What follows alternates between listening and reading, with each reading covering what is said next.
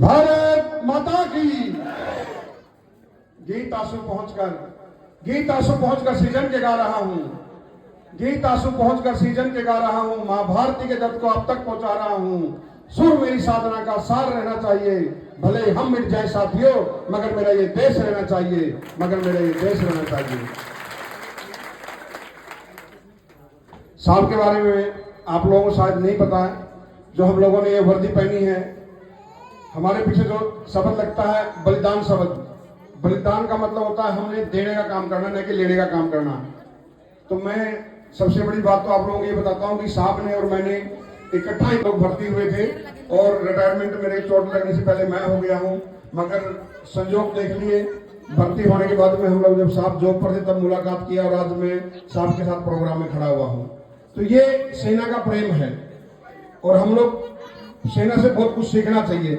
गांव में हम लोग किसी से पता ही पूछते हैं ना, भाई भाई को पता नहीं बताता है। तो आप सोचिए कि हम सेना से क्या सीख सकते हैं। वसुदेव कुटुंबकम, जो हमने टोपी पहनी है, इसके ऊपर लिखा हुआ है सर्वत्र इज्जत और इकबाल, मतलब सभी धर्मों का पालन करो, सरनेम अड़नेम के चक्कर में मत रहो।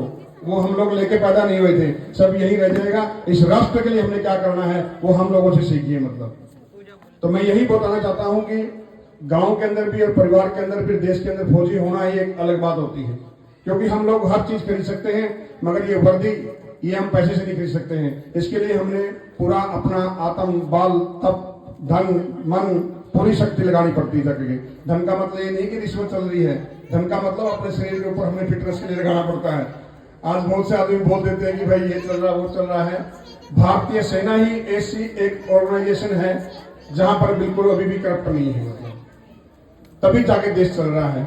और हम साहब को बहुत बहुत मुबारकबाद देते हैं, क्योंकि भारतीय सेना के अंदर हमारे कहावत है कि जैसे गए थे वैसे संपूर्ण अगर वापस आ जाए तो बड़े मजे की बात होती है।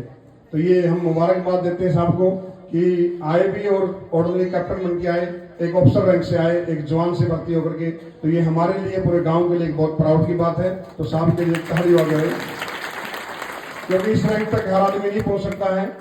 हम लोगों को लगता है कि भाई कोई बात नहीं कैप्टन साहब है, लेकिन उसके लिए बहुत परिश्रम करने पड़ते हैं। ये जो मेडल देख रहे हो ना मेरे और इनके साहब के, यही हमारी कहानी दर्शाते हैं। हम जब सैनिक एक दूसरे से मिलते हैं तो हमको बताने की जरूरत नहीं पड़ती कि हमने कहां पर कद्दू में तीर मारे हैं। ये मेडल हमारे बता देते हैं कि हमने कहां कहां काटा हुआ है।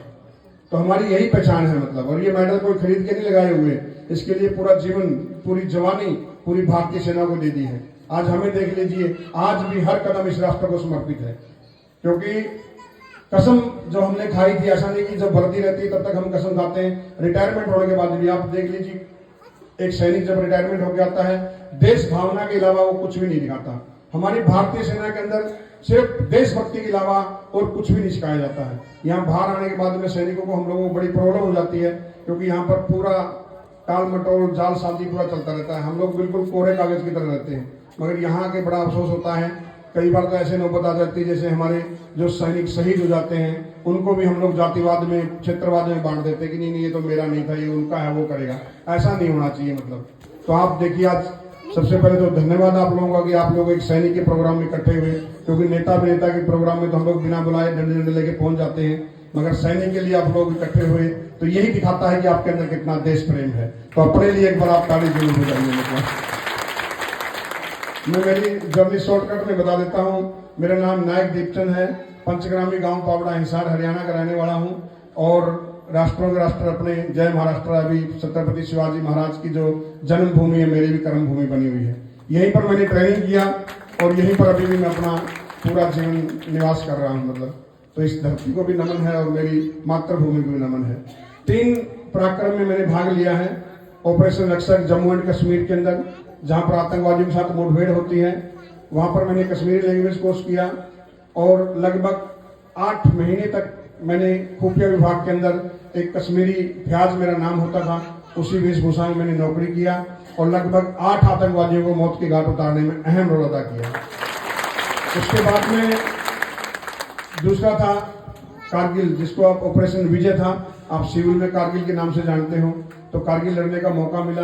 कारगिल लड़ाई के अंदर हम लोगों ने अपनी तोपों को 8 जगह उठा करके पहाड़ियों पर चढ़ाया था हम लोगों ने। कभी 6000, 8000, 10,000, 12,000, 18,000 की हाइट तक हम लोगों ने जंग लड़ी है। मतलब मैं भारतीय सेना के बारे में इसलिए बताना चाहता हूं कि विश्व की जो सेना है उसमें से सर्वश्रेष्ठ भारतीय सेना है। वो क्यों है? क्योंकि जब हम अपना कारगिल का जो युद्ध लड़ रहे थे, आप सोचिए कि कितनी हाईएस्ट लड़ाई के ऊपर लड़ा था। 5 दिन तक हम लोग राशन नहीं मिलता था मतलब। लेकिन क्या मजाल, हमारे मुंह से ये भी निकल जाता हो कि हमें राशन दे दो, और इतने दुर्गम इलाके के ऊपर भी हम लोगों ने फतेह हासिल किया। तो ये है भारतीय सेना के नियम। तो इसलिए आगे मेरे को देख लो आप, जब भी आप किसी से मिलो ना सैनिक से, तो उसको यहाँ दिल से मतलब सलूट करो। मतलब ये नेता अभिनेता तो ना ये आएंगे जाएंगे, मगर राष्ट्र के लिए जो सैनिक आता ना वो अजर अमर और उसके लिए करके खड़ा रहता है। तो ये आप लोगों ने फैसला करना है। हर जगह सबका रोल अलग अलग है, मगर जो राष्ट्र को हमेशा समर्पित रहता है वो एक भारतीय सैनिक है और भारतीय सेना है मतलब। तो मैं कारगिल लड़ाई के अंदर बताता हूँ कि ट्रोलिंग के ऊपर जब मैं 42 तोप के ऊपर था, पहला ही गोला ट्रोलिंग के ऊपर हिट हुआ था। हमने 51004875 विक्रम बत्रा पोस्ट उनके ऊपर सबके ऊपर फतेह हासिल किया। और ट्रोलिंग के ऊपर ही मैंने बोला था, हमारे जो भवर सिंह साहब थे वो शहीद हो गए। साहब हमें राशन मिले ना मिले, अम्युनिशन ज्यादा से ज्यादा मिलना चाहिए। मतलब राशन के बिना हम रह सकते हैं, आप मानोगे नहीं, जो 2 रुपए का पार्ले जी का जो बिस्कुट का पैकेट आता ना, वो भी हम लोग लेके नहीं आते थे। जब हम एक चोटी के ऊपर फतेह हासिल कर लेते थे, जब हम डाउन होते थे 15 दिन में या 20 दिन में, तब जाकर के हमको राशन मिलता था फ्रेश, वरना कोई मतलब नहीं था। हम लोगों ने जो 2 महीने तक जो ड्रेस पहन रखी थी उसी के अंदर जंग लड़ी है। देखिए आप, जूते तक जवानों को फट चुके थे, लेस हम लोग रस्सियां बांध के जंग लड़ी थी, वही एक ड्रेस होती थी। इस तरह भी था, मगर एक ही चीज था हमारा कि किसी तरह दुश्मन को भुगाना है। क्योंकि सैनिक कभी भी ये नहीं डिमांड करता मेरे पास ये होगा तो मैं वो करूंगा। आज भी मेरी कंडीशन देख लीजिए, मैं हमेशा किसी से मिलता हूं तो मैं, आप लोग कैसे मिलते हो भाई, ये नेता है, ये अभिनेता है, ये बड़ा आदमी है, कोई काम आएगा, उसी से हम कमजोर पड़ते हैं। मुझे देख लीजिए, मैं जब भी किसी से मिलता हूं मैं बोला हम किसी से कम नहीं है, हम क्या काम आ सकते हैं आप बताइए। मतलब तो अपने आप को कभी भी कमजोर नहीं समझना है। मतलब जिस दिन, मैं उदाहरण इसलिए दे रहा हूं कि देखो, शेर जो होता है ना, शेर और हिरण का, हिरण की स्पीड जो होती है वो 90 की होती है, 90 किलोमीटर पर आवर्स दौड़ सकती है, और हिरण की 60 किलोमीटर, मतलब शेर की 60 रहती है। मगर हिरण को ये नहीं पता रहता है कि भाई मैं 90 किलोमीटर दौड़ सकती हूँ। शेर को देख करके एकदम घबरा जाती है, और उसी के कारण, उस घबराहट के कारण ही उसकी मौत बनती है। उसी तरह हमारे अंदर भी बहुत से आज हिरण बैठे हुए हैं जो दूसरे को देख करके पहले घबरा जाते हैं, नहीं नहीं यार मैं तो हार जाऊंगा। ऐसा नहीं होना चाहिए। जैसे मुझे देख लो, आज कोई प्रॉब्लम नहीं है, चाहे हाथ पांव हो ना हो, बची जिंदगी में हौसले काफी है। और हमें हर ऐसे देखने वालों सुन लो, हौसलों में उड़ान अभी बाकी है, हौसलों में उड़ान अभी बाकी है। तो छोटी छोटी चीजों को लेकर के जो बैठ जाते हैं, चाहे बुजुर्ग हो चाहे यंग हो, आज नए नए लड़के देखो आप 8-8 10-10 घंटे मोबाइल के ऊपर बैठे रहते हैं। आज उनको पूछ लो भैया तैमूर कौन है, फिल्मी दुनिया वालों को नाम पता रहता है, मगर किसी सैनिक की कहानी पूछो पता नहीं रहता, क्योंकि उनको इंटरेस्ट नहीं रहता कि भाई हम लोग कभी हमारे सूरवीरों को भी कहानी देखिए। कहानी देखने के लिए आपको दूर जाने की जरूरत नहीं है, साहब आपके सामने खड़े हुए हैं। ऐसा नहीं कि भाई जंग लड़ने वाला ही हम लोग ज्यादा महान, ऐसा नहीं होता। हर सैनिक जब भी अपनी ड्यूटी देता है जंग की तरह ही अपना काम करके आता है।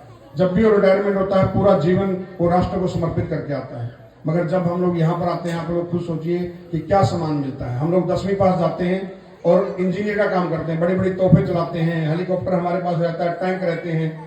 मगर जब यहाँ रिटायरमेंट होकर आ जाते हैं तो एक सिक्योरिटी गार्ड की हमारे को ड्यूटी मिल जाती है, बिल्कुल जीरो वैल्यू हो जाती है। मतलब कि हाँ भाई हमने इतना बड़ा काम किया हुआ है, और इस जीरो को हीरो आप लोग बना सकते हो, क्योंकि जो सेना के आगे सेना है ना, वो आप लोग हो। जब भी हम युद्ध भूमि में जाते हैं तो हमें बहुत प्राउड रहता है कि हमें कुछ हो जाएगा ना, तो सेना के आगे जो सेना आप लोग हो, आप हमारे परिवार को संभाल लोगे। इसलिए हम हंसते हंसते इस मातृभूमि के लिए अपना सर्वोत्तम बलिदान देते हैं। सैनिक कभी पीछे नहीं हटता है, या तिरंगा लहरा के आता है या तिरंगे के अंदर लिपट के आता है, मगर कभी पीठ नहीं दिखाता है। और आप लोगों को कभी मौका भी मिले, जब भी सैनिकों के पार्थिव शरीर आते हैं, कभी आप उसका कफन उठा करके देखना, छाती पर गोली मिलेगी, पीठ पर नहीं मिलेगी। मतलब तो ये होता है जज्बा भारतीय सेना का। आज हम लोग छोटी छोटी चीजों को लेके बैठ जाते हैं कि जी मेरे पास ये हो जाएगा तो मैं ये कर लूंगा। नहीं, जो हमारे पास है ना, उसमें भगवान से आप संपूर्ण करिए। मुझे देख लीजिए, मैंने भगवान से यही प्रार्थना करता हूँ कि प्रभु एक हाथी से ही हमें एक हाथी ताड़ी दिला देंगे। अगर मेरी आंखें चली जाती तो मैं क्या कर लेता। आज भी आपके सामने हर कदम इस राष्ट्र को समर्पित रहता है। सिर्फ अपने जो अंदर सोया हुआ है ना शैतान, उसको जगाओ और याद करो उस प्रभु को कि मेरा जन्म क्यों हुआ, किसके लिए हुआ है। ये धन सोना चांदी शोहरत ये तो हर कोई करके चला जाएगा ना, बड़े बड़े राजा महाराजे, अंग्रेज, मुगल क्या लेके गए? सब कुछ छोड़ के गए ना, छोड़ के गए नहीं गए?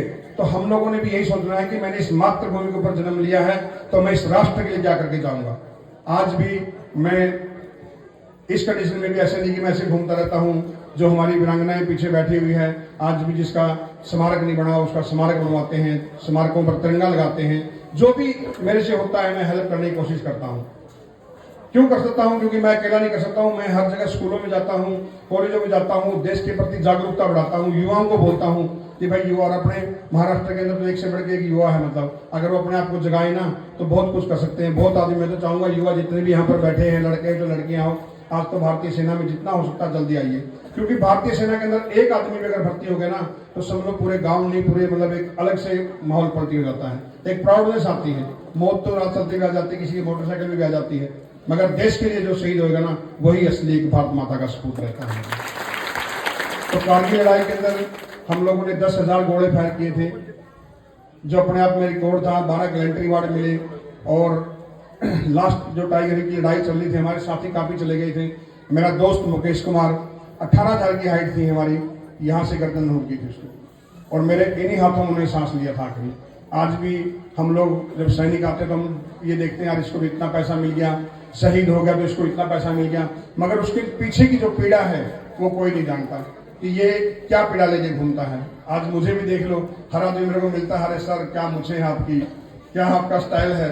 उस स्टाइल के पीछे का दुख किसी को नजर नहीं आता है। मतलब दुख हमने बताना भी नहीं है, क्योंकि खुश रहो खुशी है तुम्हारे लिए, खुश रहो खुशी है तुम्हारे लिए, कोई गम आए तो छोड़ देना हमारे लिए। तो हमेशा जब खुश रहोगे ना, आप खुश रहोगे, आपका परिवार खुश रहेगा। ये क्यों बता रहा हूं, मैं जीता जागता आपके सामने खड़ा हुआ हूं। जब ऑपरेशन पराक्रम के दौरान मेरी चोट लगी थी बम ब्लास्ट में, तो हाथ उड़ चुका था, लीवर लावर मेरा पूरा पेट फट चुका था, अंतरी उतरी सब बाहर थी। हॉस्पिटल में ले जाया गया, डॉक्टर ने बोल दिया नहीं द डेथ। उससे पहले मेरे साथी मुझे उठा रहे थे और वो जोर जोर से रो रहे थे। तो मैं उनको बोल रहा था यार रो मत, तो वो बोले सर आप चुपचाप रहो, बोले, क्योंकि उनको लगता था यार इस कंडीशन में बंदा है, मुश्किल जिंदा रहेगा। तो वो जोर जोर से रो रहे थे, मैं उनको बोलता रो मत। तो हॉस्पिटल में किसी तरह लेके गए, वहाँ हमारे जो कमांडिंग ऑफिसर होते हैं वो आए, डॉक्टर से पूछा क्या प्लानिंग है, बोला sir he is the death, ये नहीं बच सकता।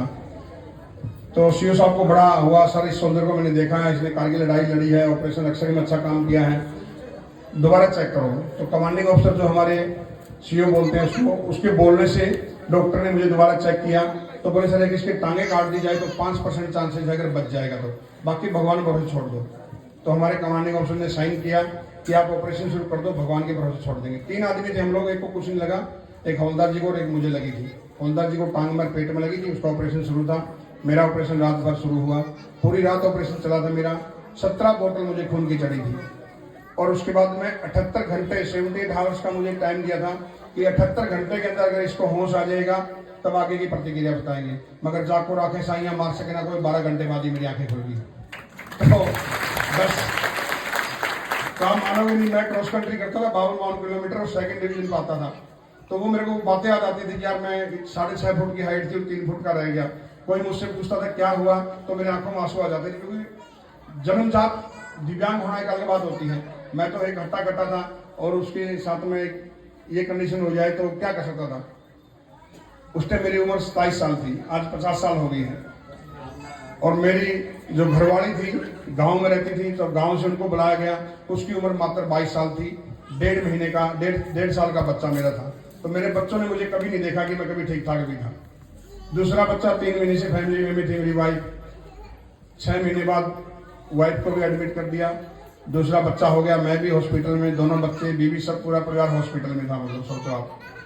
तो आप जैसे साथियों ने बोला यार 2 लड़के हो गए हैं, अभी आपको उठाएंगे, ये करेंगे, मगर मेरे दिमाग में कुछ और ही चल रहा था कि मैंने बड़ा धिक्कार है ऐसे जीवन के ऊपर जो बैसाखियों में सहारे चले। कुछ भी करना है मगर उठना है। मतलब तो मैं जब कोई पूछता था मैं रोने लग जाता था।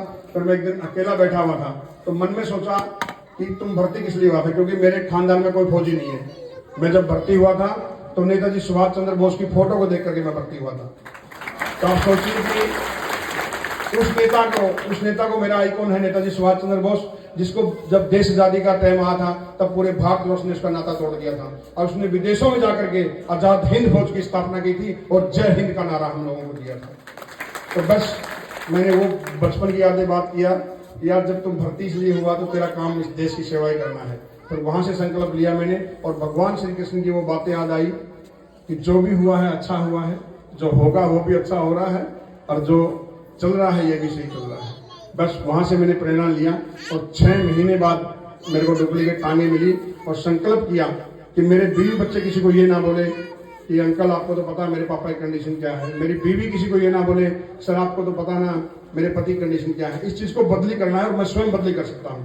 तो जब 6 महीने बाद मुझे जो टांगे मिली, 68 kg अंदर मेरे अंदर वेट था, 38 kg मेरे अंदर वेट रह गया और 42 kg की मुझे टांगे मिल चुकी थी लकड़ी की और लेदर की। मगर फिर भी मैं खुश था, भले ही डुप्लीकेट थी। उनको पहना और 6 महीने बाद जिसको हम माँ बोलते हैं इस मातृभूमि पर मैंने कदम रखा और दोबारा से इस मातृभूमि को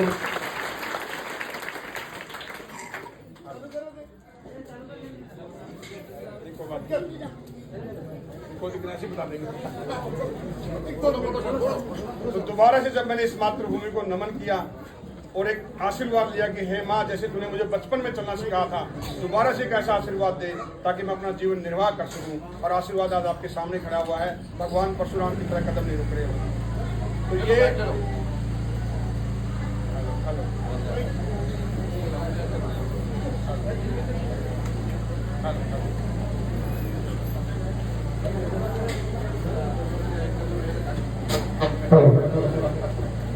तो ये मेरी कहानी बताने का तात्पर्य यही है। मैं बार बार फिर बोलता हूँ, बच्चे भी हैं, कोई कम नंबर आ जाते हैं तो फिर आत्महत्या की तरफ भाग जाते हैं, कोई नशे का काम करता है तो मुझे देख लीजिए, मैंने बर्फ भी काटी है, चेचन ग्लेशियर में भी रहा हूँ मैं, मगर कभी भी मैंने ना दारू पी है, ना मीट खाया है, ना कभी अंडा खाया है।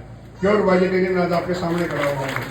कोई भी ऐसा नहीं कि भाई हम लोग आज मजदूरी करने जाता बोला थक गया चलो पौवा लगा लेते हैं। तो ये चीजें सिर्फ मन के अंदर बहम रहता है, कुछ भी नहीं होने वाला है। मैं आपके सामने खड़ा हूँ, आप देखिए घास फूस खा करके आज भी ताकत है, मतलब ऐसा नहीं है कि टेम्परेरी चीज है। और मैं कहानी क्यों बता रहा हूँ, मैंने जो अपनी शुरुआत है ना उन टांगों से शुरू की थी, उसके बाद मुझे ट्राई साइकिल मिली थी। तो ट्राई साइकिल से मैंने पहले मेरे इरादे बता दिए थे कि मैं बैसाखियों के सहारे नहीं चलूंगा। जब मुझे वो टांगे मिली तो वो बहुत हैवी थी, 42 kg की टांगे थे, 38 kg अंदर मेरे वेट था। ये जो आज मैंने टांगे पहन रखी, पहला आदमी हूं मैं भारतवर्ष का जिसको कोई सपोर्ट नहीं है, सिर्फ खाली ऐसे ही टांगे पहनता हूँ। तो ये मैंने मेरे खुद से बनवाई। मैंने एक सपना था कि मैं ऐसी टांगे बनवाऊं जिससे कि मैं फुटबॉल भी खेलता हूँ, आप टीवी पे देख लेना। क्योंकि इन टांगों को जब मैंने बनवाया था तो कमांडर साहब मना कर रहे थे, तो मैंने बोला साहब आप देखो एक बार देखो, तो उन्होंने मुझ पर विश्वास किया और 1 हफ्ते के अंदर ही मैंने कमांडर साहब को फुटबॉल खेल के दिखा था इन टांगों में। तो हम बहुत कुछ कर सकते हैं, एक जज्बा होना चाहिए मतलब। और ये मैं आप लोगों सबको कहानी में भी बार बार मिलते नहीं है, छोटे भी हैं, बड़े भी हैं, माताएं भी हैं। मैं क्यों बता रहा हूँ कि एक हौसला होना चाहिए आप लोगों को कि एक आदमी ऐसा भी है जो सब कुछ खो करके भी आज आपके सामने खड़ा हुआ है। और मैं शुरुआत क्यों बता रहा हूँ, जो ट्राई साइकिल नहीं आती, जो मराठी में क्या बोलते हैं, लगड़े बारिश को चुचाते ना साइकिल 3 चक्के वाली को, वहां से मैंने शुरुआत किया था। तो वहां पर भी मैंने क्या किया, जब मैं चढ़ाने लग गया तो हैंडीकैप आदमियों की दौड़ होती है, तो पहला फर्स्ट प्राइज मैंने वहां पर मारा था पूना के अंदर। तो वहां से फिर मैंने स्कूटी चलाना सीखा मतलब। और स्कूटी पर आप मानोगे नहीं, स्कूटी पर दिल्ली से लेकर के मैं शिमला तक 11 घंटे के अंदर है ना स्कूटी पे गया था, 3 टायर की स्कूटी के ऊपर। और आज आप लोगों के पीछे एक कार खड़ी हुई है, तो सोचो ट्राई साइकिल से स्कूटी, स्कूटी से कार, और अगली बार मैं आऊंगा तो हेलीकॉप्टर पर चढ़ के आऊंगा आप लोगों के पास देख लेना। और ये मैं ऐसे बातें नहीं बोल रहा हूँ, मैं ग्राउंड में काम करता हूँ। अभी मैं पिछले महीने 26 दिन के अंदर देवलाली से निकला था, चेचिन ग्लेशियर, गलवान घाटी, तुर्तुक, आप लोगों ने नाम सुने होंगे ना, चाइना बॉर्डर के अंदर भी सब जगह मैं जाके आया हूँ। 7000 किलोमीटर इसी कंडीशन में मैंने गाड़ी चला के आया हूँ। और कल रात को भी मैं, हमारे कमांडिंग अफसर आए थे, उसको लाल बाग के दर्शन करवाए। 6 बजे निकला था, 6 घंटे में मुंबई पहुंचा, भीड़ थी, दर्शन करवाए, रात को वहां से निकला, घर में आया, ड्रेस बदली किया, सीधा यहाँ आ रहा हूँ। तो आदमी के अंदर है ना एक जुनून होना चाहिए कुछ करने का, तभी हमारा भगवान साथ देगा। ऐसे ही घंटा बजाते रहेंगे मंदिर में, कुछ नहीं होने वाला है। यहाँ कितना भी आप ज्वाला जगा लीजिए, जब तक मन की ज्वाला आप नहीं जगाओगे ना तब तक कुछ भी होने वाला नहीं है। मतलब हम लोग 24 घंटे भिखारियों की तरह भगवान से मांगते थे। भगवान सोचता हो साला यार किसको मैंने पैदा कर दिया, 24 घंटे ऐसे आप रखता है।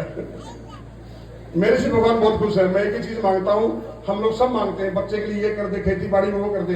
एक ही चीज मांगिए आप कि बस शरीर स्वस्थ रखे, जब हमारा शरीर स्वस्थ रहेगा ना तो हम सारा धरती को फाड़ करके सोना उगाने वाले तीन हैं और शरीर स्वस्थ रहेगा तो आजू बाजू वाले सब खुश रहेंगे। आज मुझे देख लीजिए कितने मानुष ऐसे हैंडीकैप आदमी से आप लोग मिलते हो, बताओ आप मराठी में लगड़ा मानुष बोलते ना, कितने के लगड़े मानुष से मिलते हो मेरे को बताइए आप लोग।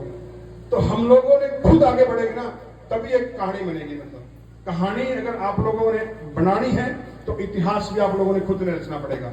घर बैठे जय जयकार नहीं होगी किसी की भी, आगे निकलना पड़ेगा आपको इस रास्ते के लिए।